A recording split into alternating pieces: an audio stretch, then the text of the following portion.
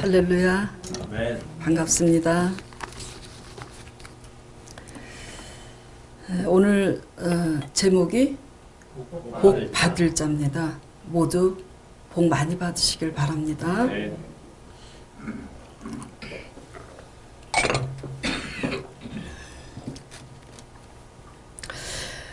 오늘 말씀은 양과 염소의 비유입니다.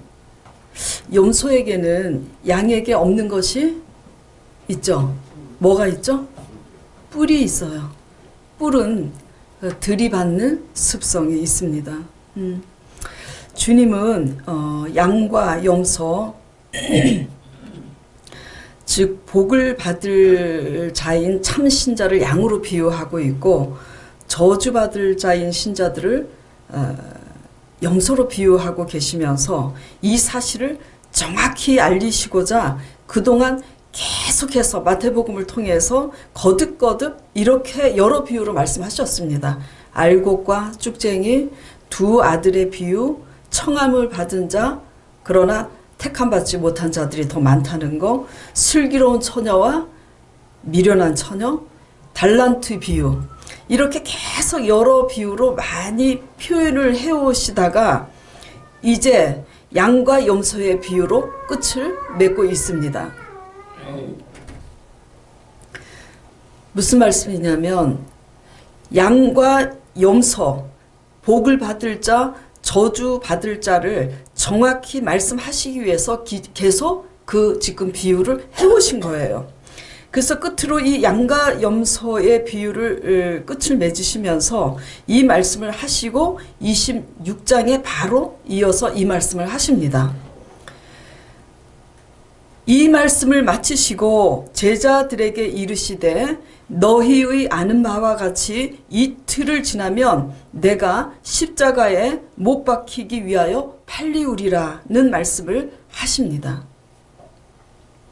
즉 뿌리 달린 제자, 악한 제자, 그리고 뿌리 달린 염소와 같은 신자들에 의해서 당신이 이렇게 되실 것을 말씀하시면서 바로 우리 자신이 이렇게 뿔 달린 염소 같은 신자는 아닌지를 지금 시사하고 계시는 겁니다.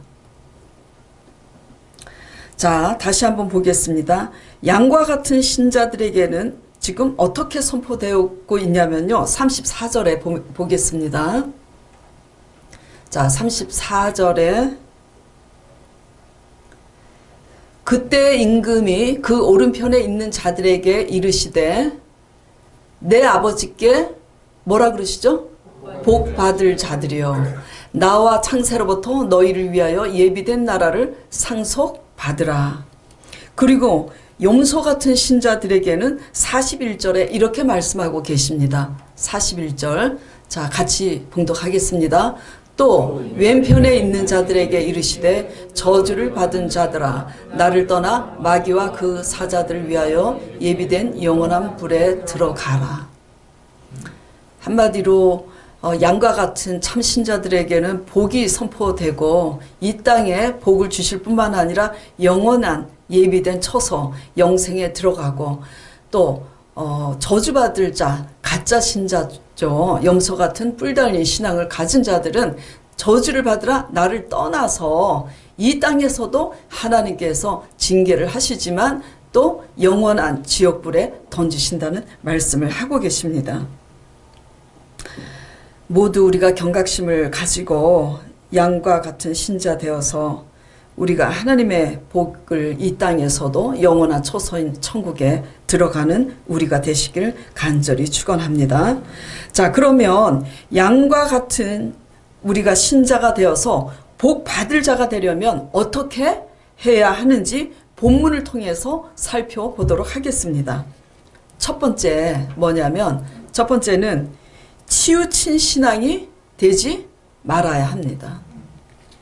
치우치다는 말은 무슨 말이냐면 그 말 표현 그대로 삐뚤어져 있다는 겁니다. 올바로 되어 있지 않다는 거죠. 자, 여호수아 1장 7절 8절 말씀 보겠습니다. 제가 읽겠어요. 자, 여호수아 1장 7절 8절에 오직 강하고 극히 담대하여 나의 종 모세가 너에게 명령한 그 율법을 다 지켜 행하고 우로나 좌로나 치우치지 말라. 그리하면 어디로 가든지 형통하리니 이 율법책을 내 입에서 떠나지 말게 하며 주야로 그것을 묵상하여 그 안에 기록된 대로 다 지켜 행하라. 그리하면 내 길이 평탄하게 될 것이며 어떻게 된다고요? 내가 형통하리라. 좌로나 우로나 지금 치우치지 말라고 그랬어요. 그게 무슨 말이냐면 우리의 생각대로 우리의 욕심대로 그렇게 믿지 말라는 거예요. 오직 하나님의 말씀에 순종해서 치우치지 말고 아버지 말씀대로 순종하면서 살면은 형통함이 따른다고 지금 약속하고 계시는 겁니다. 하나님 뜻대로 하면 기적이 일어나는 거예요. 물심양면으로. 근데 왜 이 형통함이 따르는 거냐면 내가 치우치지 않고 하나님 말씀에 순종하니까 누가 찾아오시는 거예요? 하나님이 찾아와서 만나 주시니까 하나님이 함께 하시기 때문에 형통할 수 없는 상황에 형통한 복이 임하는 겁니다. 그러나 이렇게 하나님 말씀 중심으로 올바로 순종하면서 사는 신앙이 아니라 내 뜻과 내 생각대로 삐뚤어진 신앙에는 누가 찾아오냐면 마귀가 찾아오고요. 귀신이 찾아옵니다. 자, 요한복음 10장 10절 말씀을 제가 읽어보겠습니다. 도둑이 오는 것은 도둑질하고 죽이고 멸망시키려는 것뿐이요 내가 온 것은 양으로 생명을 얻게 하고. 도둑이 오는 것은 도둑놈이 오면 도둑질하러 오는 거잖아요. 마귀와 귀신이 우리의 삶 속에 왔을 때는 무엇을 하냐면 악한 사랑과 악한 환경을 통해서 우리가 그동안 쌓아놨던 것을 다 털어갑니다. 이 마귀와 이 귀신의 역사를 누가 허락하시냐면 하나님이 허락하십니다. 왜 허락하시냐면 우리가 비뚤어져 있기 때문에 이런 것을 허락하는 거예요. 자, 그러면 치우친 신앙이란 구체적으로 우리 삶 속에 무엇인지 우리가 오늘 살펴보도록 하겠습니다. 자, 본문 말씀 다시 다 같이 40절하고 45절 한번 보겠습니다. 먼저 40절 볼게요. 본문 말씀. 자, 임금이 같이 읽어요. 임금이 대답하여 이르시되 내가 진실로 너희에게 이르노니 너희가 여기 내 형제 중에 지극히 작은 자 하나에게 한 것이 곧 내게 한 것이니라 하시고. 자, 그 다음에 45절. 이에 임금이 대답하여 이르시되 내가 진실로 너희에게 이르노니 이 지극히 작은 자 하나에게 하지 아니한 것이 곧 내게 하지 아니한 것이니라 하시니.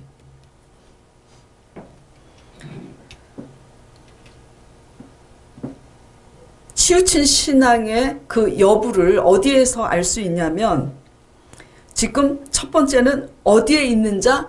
여기 내 곁에 있는 자. 그리고 누구에게? 지극히 내 곁에 있는 작은 자 하나에게. 여기 내 곁에 우리 곁에 있는 저 멀리 있는 게 아니에요. 내 가족, 내 지체들, 가정에서의 내 가족, 그리고 내 이웃, 그리고 교회 왔을 때 내 지체들을 전부 얘기하는 거죠. 여기 내 곁에 있는 지극히 작은 자에게 했느냐 안 했느냐 이 여부에 따라서 양과 염소가 구분이 되는 겁니다. 자, 그러면 가장 가까이 내 곁에 있는 지극히 작은 자란 누구일까요? 그쵸? 누구일까요? 첫째는 오늘 본문 말씀 그대로 내 주위에 가난하고 소외되고 병든 자들. 우리의 도움이 필요해요? 안 필요해요? 필요합니다. 병든 자들은 우리의 일손이 필요하기도 하고 또 병든 자들은 뭐죠? 돈도 많이 들어요. 그러니까 같이 우리가 있는 돈을 나누기도 하고 도와주기도 하고 물심양면으로 정신적으로 위로도 필요하고 다 필요한 겁니다. 또 두 번째, 우리에게 내 곁에 지극히 작은 자란 누굴까요? 내 곁에서 가장 함부로 할 수 있는 만만한 자입니다. 그렇죠? 내 부모가 될 수 있고 내 자식이 될 수 있고 내 배우자가 될 수 있어요. 가장 함부로 만만히 할 수 있는 정말 반기까지 낄 수 있는 그런 허물이 없는 자죠. 그 다음에 세 번째, 내 곁에 있는 지극히 작은 자란 누굴까요? 내가 잘 섬기고 있는데도 날마다 내 속을 뒤집는 자들입니다. 왜냐하면 이들은 개념이 없고 상식이 없어요. 큰 자입니까? 작은 자입니까? 못나서 그럽니다. 부족해서 그런 거예요. 나쁜 사람들이다 그게 아니라 개념이 부족하고 상식이 없는 것은 그만큼 부족하기 때문이에요. 이 사람들이 전부 다 우리의 보살핌이 필요한 자들입니다. 우리의 참 신앙과 가짜 신앙은 바로 내 곁에 이와 같은 자들에게 우리가 어떻게 대하고 있는지에 따라 지금 구분이 되고 있는 거예요. 32절에 각각 분별하기를. 이 개역 성경이 참 마음에 안 듭니다. 우리 안수 집사님 말씀대로 다시 구 성경을 가지고 해야 되겠어요. 양과 염소를 분별하신다고 말씀하고 계셔요. 이 히브리어 원어도 그렇고 영어 성경도 그렇고 여기 구분이라고 했는데, 하나님은 이런 자들을, 어떤 자들? 이런 가까이 지극히 있는 내 곁에 있는 자들에게 어떻게 함부로 하는지, 멸시하는지, 그럼에도 불구하고 내 속을 뒤집는 자들에게 존중히 여기고 잘해주고 그들이 올바로 설 때까지, 깨달아서 설 때까지 그렇게 하는지, 소외되고 병든 자들에게 우리가 전심으로, 내가 병들었으면 어떻게 할 거예요? 내 자녀가 병들었으면 어떻게 할 거예요? 그렇게 하는 것처럼 어떻게 섬기고 있는지, 그렇게 하는지 안 하는지 여부에 따라서 양과 염소로 그렇게 구분하고 있다고 말씀하시는 겁니다. 나를 낳아주시고 길러주신 가장 만만한 내 곁에 부모님께 여러분들은 그동안 어떻게 해오셨어요? 내 자녀들이 여기 같이 앉아있는 분들도 있지만 나 역시 지난날 어떻게 했나 돌아보시기 바랍니다. 필요할 때만 찾고 필요하지 않을 때는 도무지 관심이 없어요. 그러니 용돈 한번 드리겠습니까? 우리 아들이 잘 듣고 용돈 많이 자주 주시길 바랍니다. 용돈을 가끔가다 크게 용돈을 주는데 더 많이 주기를 바랍니다. 자, 내 곁에 형제가, 지체들이 아파서 병원에 입원했는데 무관심해요. 그쵸? 한 번도 찾아가보지도 않고. 그리고 내 곁에 이웃과 형제가 굶고 있어요. 쌀이 없어서 못 먹고 있어요. 라면밖에 못 먹고 있어요. 그런데 굶든지 말든지 아프든지 말든지 관심이 없습니다. 그리고 또 다른 형태로 적용해 볼 때 꼭 줄이고 헐벗고 이런 문제가 아니더라도 바로 내 곁에서 내 아내가 상처받고 마음 아파하는지, 내 부모가 무엇 때문에 상처받고 내 친구가 무엇 때문에 상처받고 마음 아파하는지, 또 외로워하는지 관심도 없습니다. 이 모든 게 왜 이러냐면은 오직 누구밖에는 관심이 없어요? 나 자신밖에는. 그리고 먹고 사는 것밖에는 관심이 없습니다. 이것을 다시 이렇게 정리를 해보면 이러한 신앙이 무슨 신앙이냐면 아주 본능적인 신앙입니다. 나밖에 모르는 아주 본능적인, 좀 과격한 표현은 되도록 삼가하려고 그러는데 본능적인 건 뭐죠? 아주 짐승적인 신앙입니다. 육적인 신앙이라고 하죠. 신학적으로 얘기하면은. 하나님 안 믿는 세상 사람들조차도 그렇게까지는 안 하는데 믿노라 하면서도 이렇게 무관심하게 살면서 하나님의 일은 열심히 하려고 합니다. 그리고 또 종교적인 열심은 열심히 해요. 이러한 신앙 태도가 바로 지나친, 치우친, 삐뚤어진 신앙인 겁니다.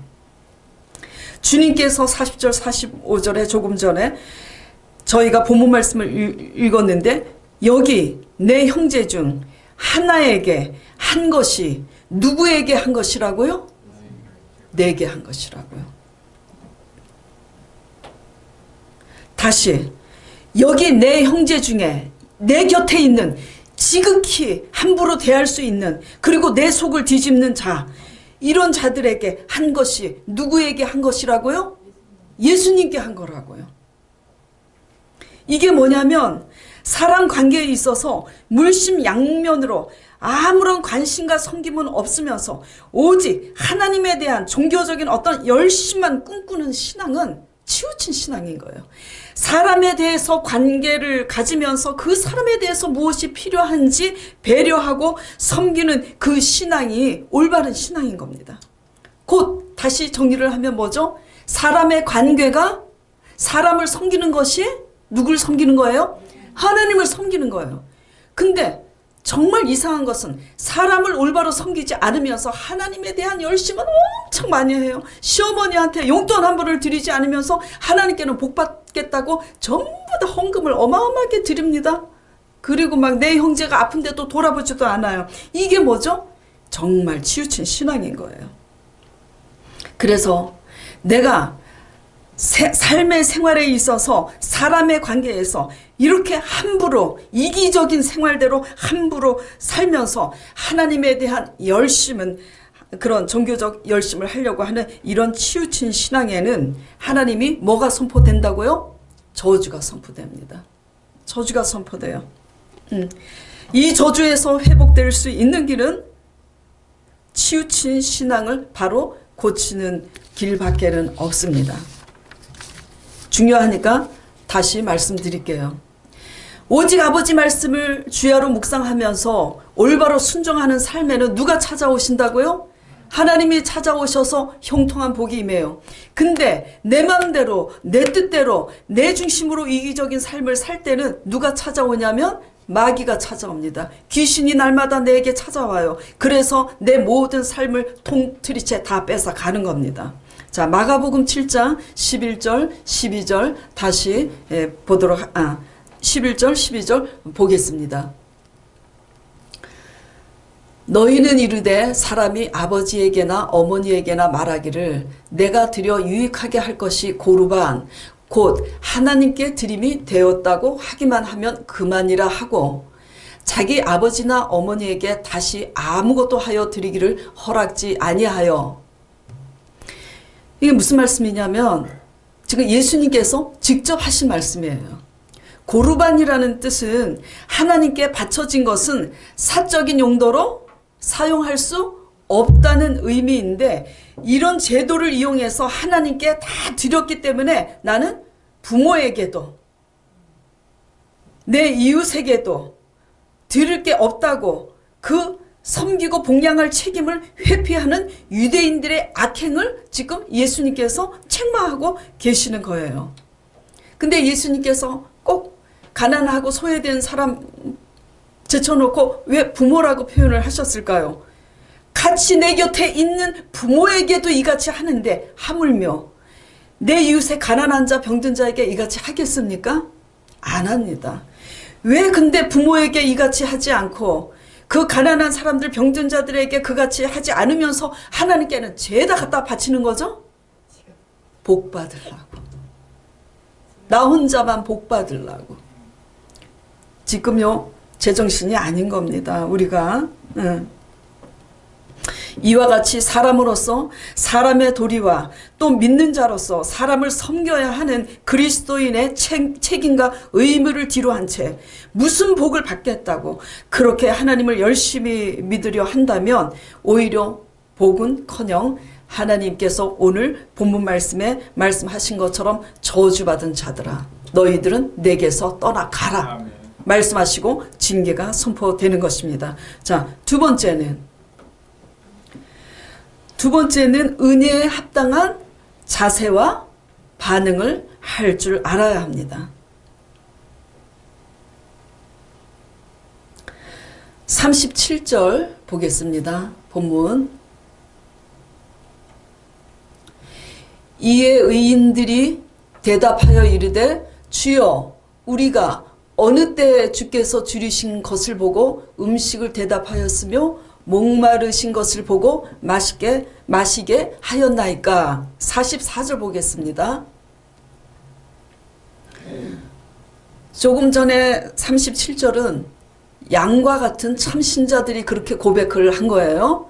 지금 44절은 뿔 달린 염소와 같은 신앙인들이 지금 고백을 하고 있는 겁니다.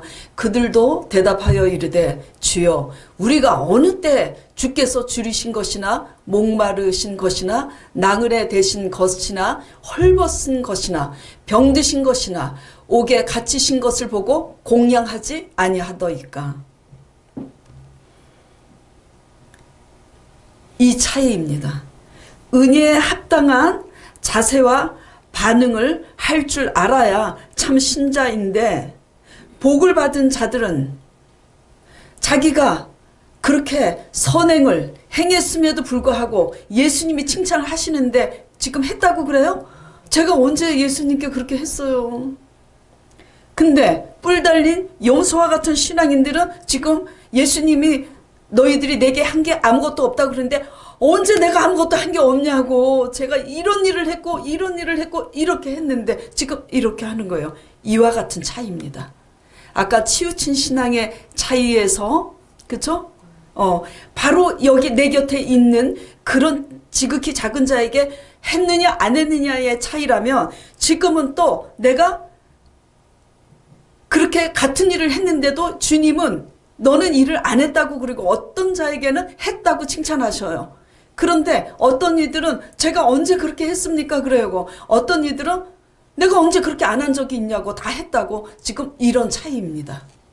중요한 것은 뭐가 중요하냐면, 예수님은 나 일했다고, 나 이런 일도 했고 나 이런 일도 했다고 그렇게 주장하고 우기는 자들에게 예수님은 지금 했다고 인정을 하십니까? 안 해요. 안 하십니다. 그게 중요한 거예요. 근데 나는 했다고 합니다. 사무엘상에 보면 사무엘 선지자가 아말렉 전쟁에 승리했잖아요. 승리한 것 때문에 계속 사무엘 선지자가 하나님의 지시대로 왕을 버리겠다고 그렇게 책망을 하고 그러는데, 아버지 말씀대로 순종했다고 우깁니까? 안 우깁니까? 사울 왕이 우겨요. 버림받습니다. 복받을 자들과 저주받을 자들의 반응이 지금 이렇게 다른 것에 주목해야 됩니다. 무엇을 했고가 중요한 게 아니에요. 지금 그 일을 하고 난 것에 대한 자세와 태도의 반응의 차이입니다. 그렇다면 왜 이렇게 우리가 반응을 하는 것이며, 과연 이렇게 반응하는 것이 우리에게 어떤 것인지 한번 살펴보도록 하겠습니다. 제가 제자 사역을 오랫동안 한 거 전부 알고 계시죠? 제가 거저받은 은혜이기 때문에 정말 돈 한 푼을 안 받고, 여기 계신 분들 중에 또 제게 제자 받은 분들이 있는데 제 아들이 증인이고 또 여기 계신 분들이 제게 증인입니다. 저의 그런 구제가 자랑하려고 하는 게 아니에요. 거저받은 은혜이기 때문에 돈 한 푼을 안 받고 사람들을 양육합니다. 1년, 2년, 일주일에 한 번, 두 번. 길거리에 나 앉게, 저한테 말씀 배우는 사람들이 정말 차압이 당해서 길거리에 나 앉게 됐다면 그 나 앉도록 하지 않기 위해서 구제도 하고, 몸이 아플 때는 김치도 담아주고, 가서 청소도 해주고, 빨래도 해주고, 쌀 없는 자는 쌀도 주고, 옷도 사주고, 돈이 없으면 돈도 주고, 그렇게 구제하면서 가르쳤어요. 네. 근데 이상한 현상을 보게 되었습니다. 어떤 이상한 현상을 보게 되었냐면은, 단 한 사람도, 거짓말이 아니에요, 단 한 사람도 제게 감사하다고 밥을 사주는 사람이 없었어요. 밥 얻어 먹으려고 지금 그렇게 얘기하는 게 아닙니다. 단 한 사람도 제게 감사하다고 밥을 사주지 않더라고요. 제가 50만 원씩 100만 원씩 그리고 가서 엄청나게 일도 해주고 말씀도 가르치고 그러는데 밥 한 번을 안 사줘요. 그리고 저에게 고맙다고 이렇게 인사도 하지 않습니다. 1년이 2년이 지나고 3년이 지났는데도 전도사님 덕분에 이렇게 믿음과 순종으로 가야 되는 것을 알게 되었습니다 라고 고백한 것도 못 봤어요. 정말 이상하더라고요. 그래서 그런데 이제 어쨌든 그렇게 가면서 이제 그렇게 가까이 지내다 보니까 어떤 도움이 필요할 때도 있잖아요. 저도, 그렇죠? 힘을 못 쓰니까 힘이 필요할 때, 우리 아들이 또 군대 가 있고 그럴 때 힘이 필요할 때, 어떤 도움이 필요할 때 제가 부탁을 하면 그렇게 구제를 하면서 말씀을 가르쳤다고 해서 도와달라고, 마땅히 도와달라고 그렇게 하는 것 아닌가, 그렇게 조금이라도 여길까봐 정말 미안하다고 하면서 부탁을 하면 한 사람도 아이고 무슨 말씀이세요? 영생을 얻는 믿음의 말씀을 이렇게 전수하고 계시고 또 제가 먹을 게 없을 때 그렇게 돈도 주고 그렇게 여러 가지로 도움을 주셨는데 이거라도 도와드려야죠 라고 대답하는 사람이 한 사람도 없더라고요.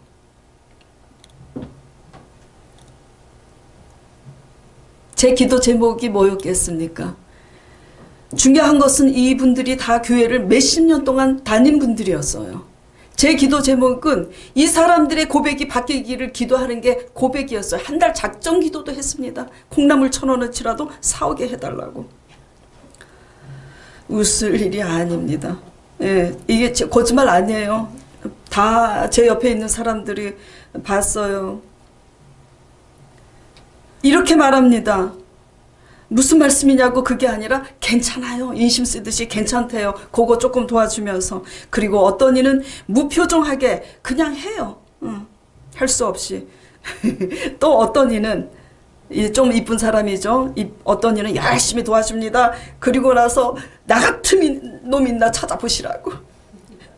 나 같은 놈 있나 찾아보시라고. 일을 할 때마다 그런 말을 하면서 그런 자세로 일을 합니다. 제 사역은 이상하게도 90%가 다 망한 사람들의 사역이었습니다. 잘 들으세요. 10사람이면 한 사람만 정상일까 말까지 9사람은 다 신용불량자고 다 파산 신청자고 사업해서 완전히 망해가지고 몰래 어느 날 도망가려고 일보 직전에 저를 만나서 제자 말씀 양육을 받든지 아니면 자살하려고 하든 그런 사람들이 대부분이었어요. 오직하면 새로운 사람이 제자 양육 받으려고 나타났을 때는 그분들이 저에게 이렇게 말할 정도입니다. 저 사람도 나처럼 망한 사람일까 아닐까? 보면 또 망한 사람이에요. 이게 지금 알아들으셔야 됩니다. 왜냐하면 우리가 교회를 수십 년 동안 다녔는데 마귀의 역사는 악한 사람, 악한 환경을 통해서 그렇게 역사하셔서 다 걷어가는 거예요. 왜 그렇게 수십 년 동안 다녔는데도 하나님께 복은커녕 그렇게 계속 완전히 파산되었는지. 90%의 사람들이 다 파산한 사람들이 왔을 때 그런 반응을 하면서 제가 속으로 깨달았어요. 복을 받을 짓을 하지 않더라고요. 망할 짓만 하고 있더라고요. 네. 때로는 올바로 믿어도 환난을 욥처럼 받을 수 있고 때로는 올바로 믿어도 바울처럼 애매히 고난을 받을 수 있습니다. 그러나 차이가 있어요. 어떤 차이가 있냐면 잘 믿는 자들이 당하는 고난과 환난은 그들의 고백 자체가 반응 자체가 다르다는 것을 알아야 합니다. 그들은 그러한 가운데서도 감사하면서 기뻐하면서 오히려 선을 행하며 견디고 참습니다. 이것이 다른 거예요. 왜 수십 년을 신앙생활을 그토록 열심히 했는데 다 신용불량자가 되고 다 그렇게 파산하는 거죠? 돌아보세요. 내가 그동안 누리는 것에 대한 감사가 얼마나 있었는지. 감사보다는 내가 똑똑했고 내가 잘나서 그런 줄 알아요. 섬긴가? 내가 그렇게 많이 가진 것이 있는데 나를 위해서는 다 쓰면서도 내가 얼마나 가난한 자들을 내가 돌아보고 섬기고 나눴는지. 그렇게 많은 것을 누리면서도 날마다 싸우고 원망과 불평 이렇게 산 게 아닌지.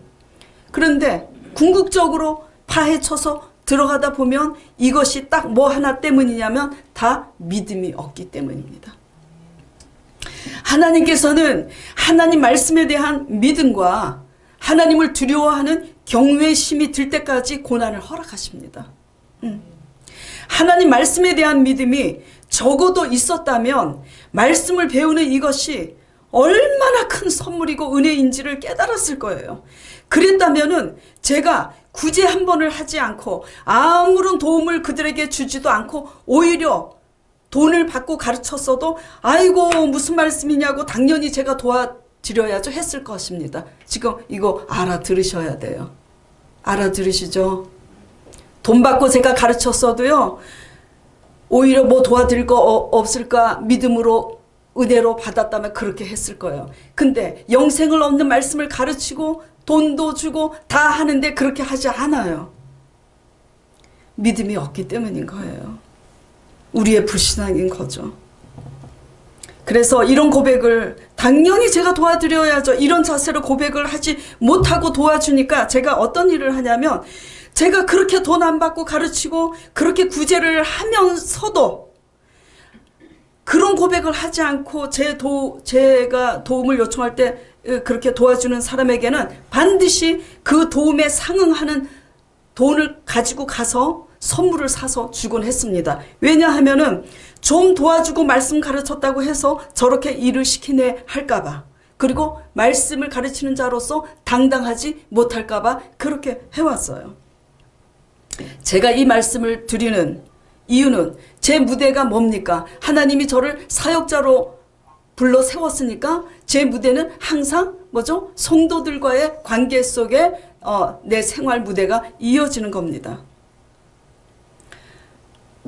눈에 보이지 않는 이 가장 소중한 우리로 하여금 구원에 이르게 하시고 영생에 이르게 하는 믿음의 가치를 우리가 알았다면, 그리고 그 믿음이 전적인 하나님의 은혜를 알았다면, 그리고 또 사람으로서 세상 사람보다 더 나은 사람의 도리를 하는 그리스도인으로서 사람의 관계를 우리가 하려고 관심을 가졌다면, 저와 말씀 배우는 자의 관계에서처럼 당신들이 일하는 뭐죠? 일터나 직장과 사업에서도 뭐죠? 그렇게 똑같이 적용이 될 수밖에 없는 거예요. 은혜 받는 자에게 하나도 감사하지 못하는 자들이 당신이 처해 있는 가족과 당신이 처해 있는 사업처에서 감사하겠습니까? 은혜를 알겠습니까? 은혜는 하나도 모르고 뭐죠? 마땅히 내가 해야 할 일을 했을 뿐인데 공치사 생새만 가득히 내는 거예요. 이런 자세로 일을 하니 하나님이 복을 주시겠습니까? 복을 안 주셔요. 다만 내가 똑똑해서 내 힘과 수단으로 막 쌓아놨다고 해도 하나님 보시기에 뿔 달린 염소 같은 그런 신앙 자세, 그런 삶의 사고방식으로 살아갔다면 하나님이 내가 쌓아놓은 것을 하나님이 하루아침에 다 걷어가십니다. 이것은 제 얘기가 아니에요. 성경 창세기서부터 요한계시록까지 하나님께서 누누이 표현만 다르게 하고 계시는 거지 그렇게 말씀하고 계시는 거예요. 우리가 구원에 대한 은혜를 믿음으로 받지 못하니까 나 같은 놈 있나 찾아보라고 이런 말이 나오는 거고, 아이고 당연히 해드려야 되죠, 하지 못하고 괜찮아요 하면서 인심 쓰듯이 그렇게 봉사하는 거고, 어쩔 수 없이 의무적으로 뭐죠? 일을 하는 겁니다. 은혜를 받을 대로 다 받으면서도 이 같은 자세로 공로의식을 갖고 자원하는 마음보다는 어쩔 수 없이 하거나 또는 나를 나타내기 위해서 이런 태도로 일을 한다면 아직 뭐죠? 믿음이 없는 거예요. 아직은 은혜에 합당한 반응을 하지 못하고 있는 겁니다. 이렇게 되니 예수님이 어떻게 하시는 거예요? 내가 일한 것이 있어도 그런 자세로 일을 하니까 너희는 내게 한 것이 아무것도 없다고 말씀하시는 거예요. 근데 내가 구원받은 그 은혜가 너무나 감사해서 갚을 길이 없는 사람은 구제를 해도 한 것이 있다고 생각하나요? 아니에요. 나는 왜 더 많이 구제를 하지 못하지? 구제를 해도 내 마음에 뭐죠? 만족이 없는 거예요. 나는 죄인이라고. 그렇기 때문에 구제를 해도 했다고 생각하는 적이 없습니다. 근데 믿음이 없고 은혜를 모르는 사람들은 그저 내가 이렇게 했는데 아주 골치가 아파요. 진짜로. 자세가 바뀌어야 됩니다.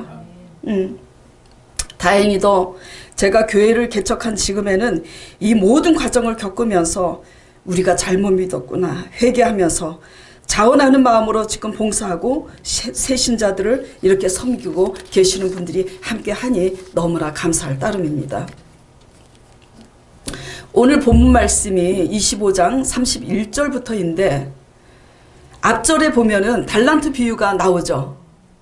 그 달란트 비유에서도 예수님은 뭐라고 반복해서 말씀하시냐면 너가 작은 일에 충성하였으니 5달란트 남긴 자, 5달란트 가진 사람이 남기고 3달란트 가진 사람이 남기니까 뭐라고 표현을 하시냐면 너가 큰 일에 충성하였으니 이렇게 하세요?